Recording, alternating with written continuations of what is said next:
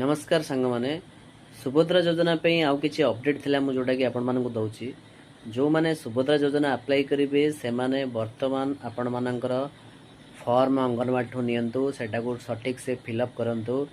आउ भूल भाल करंतु नाही ओडिया रे करंतु नाही आपण इंग्लिश रे करंतु काई ना जेतला सुभद्रा योजना अप्लाई हेबो सेटा ऑनलाइन रे अप्लाई हेबो तनकरी सेटा इंग्लिश रे आपण मान भरंतु एवं जनसेवा केन्द्र रे जहार जोटी दबा कथा जो जनसेवा केन्द्र रे से माने देई दियंतु काहेकि ना जेकोसी जनसेवा केन्द्र रे आपण माने करि परिबे आवेदन